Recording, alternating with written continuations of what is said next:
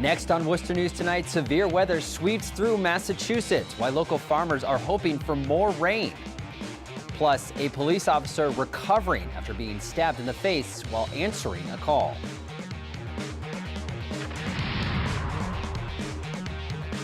Good evening and thanks for joining us. I'm Andy Madison. We begin tonight with weather and a fast-moving storm that came through central Massachusetts earlier today.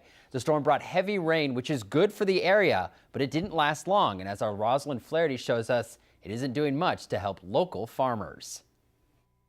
It has been a dry summer at Breezy Gardens in Leicester, and the family farm is feeling the heat. We pray, we hope.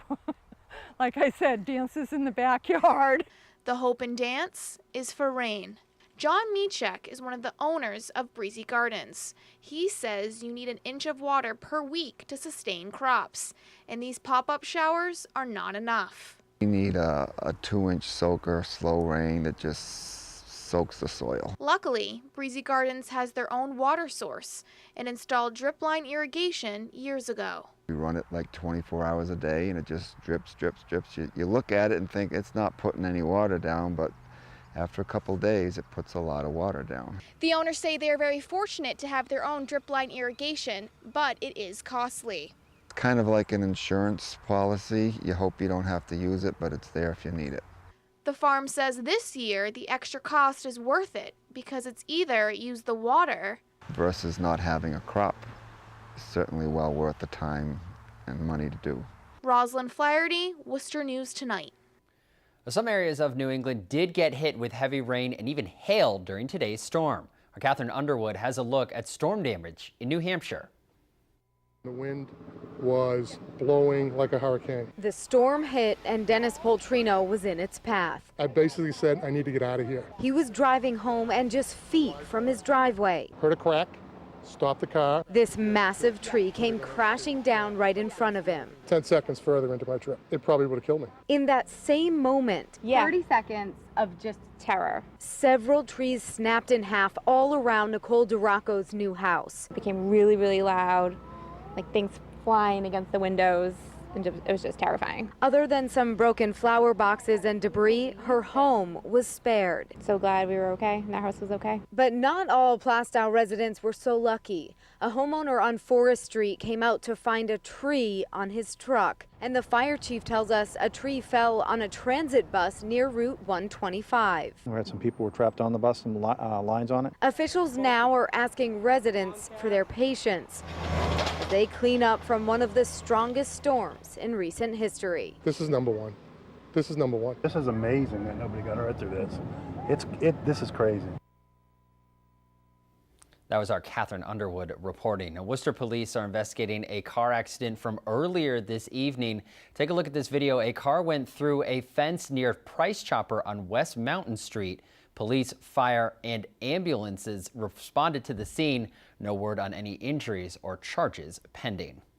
A Worcester police officer attacked while responding to an incident yesterday in the city. The officers were responding to a domestic incident on Grand Street when the suspect became violent. Our Brittany Schaefer has the details. It honestly makes me really sad to see that that's the world we're living in. A Worcester police officer is stabbed in the face responding to a domestic incident Sunday morning. Her ex-boyfriend had been calling her numerous times, leaving her threatening messages, threatening to harm both the female as well as her family.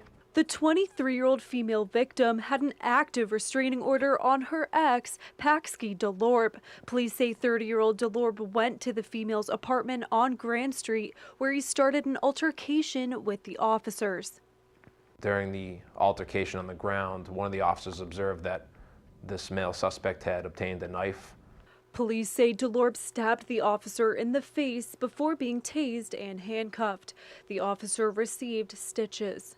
For situations just as this, and the officers handled themselves very professionally and were able to defuse the situation and take the male into custody without anyone being seriously injured, which is really a testament to our officers and the training they receive. The injury to the Worcester officer comes a day after 3 officers were killed in Baton Rouge and a week after the Dallas shooting. The Worcester Police Department says the recent violence against law enforcement is on the minds of its officers. I think you can't help but in this time with all the incidents we've seen across the country, that our officers are a little bit more aware and even a little bit higher alert than they normally would be. It's getting worse every day, and it's very sad and devastating to see that here in Worcester. It's terrible that it's happening all over our country. It's really something that shouldn't be, and especially it's this close to home. Brittany Schaefer, Worcester News Tonight.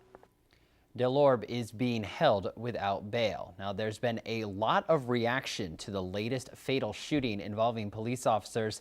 This time, 2 police officers and a sheriff deputy in Louisiana were shot and killed over the weekend. Here in Massachusetts, we caught up with Congressman Jim McGovern, who talked about gun violence and the need for stricter gun laws. I think that Congress ought to consider common sense gun safety legislation. It's not going to solve all of our problems, but if it saves one life, it is worth it. And then we need to have a bigger discussion in this country about some of the issues that are dividing us, that some of the systemic racism that exists in our system. We need to do criminal justice reform. We need to do a lot of things. And one of my Meanwhile, 3 central Massachusetts kids selling lemonade to help support a fallen Auburn police officer. These pictures are from the Auburn Police Department's Facebook page. According to the police, these 3 girls recently donated money from their lemonade sales to the Officer Tarantino Fund. The police department posted these pictures on social media, thanking the kids for their help. Officer Ron Tarantino was shot and killed in May during a traffic stop. Congressman Jim McGovern kicks off the Summer Food Rocks Tour today. The tour celebrates the USDA's National Summer Food Service program. The program makes sure low-income students don't go hungry when school is out for the summer. Congressman McGovern was joined by USDA officials and others at today's event. He says many students depend on school food as their primary source for meals. School teachers, principals, superintendents, school nurses, they can tell which kids have had a rough summer in terms of being uncertain about where the next meal is going to be. So it's one of the most important things we do. This is the 3rd year of the Congressman's Summer Food Rocks Tour. An up-and-coming Worcester Boxer,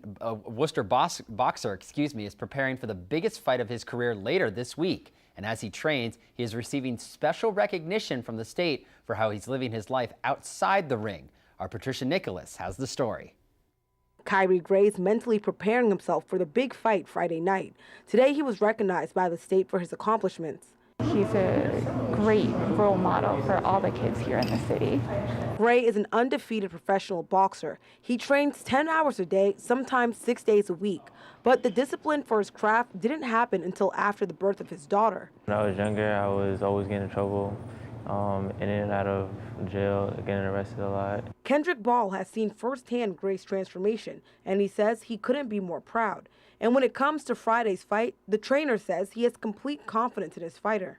We're going to win the fight. I mean, whether it's a knockout or it goes the distance, we're coming back with a win.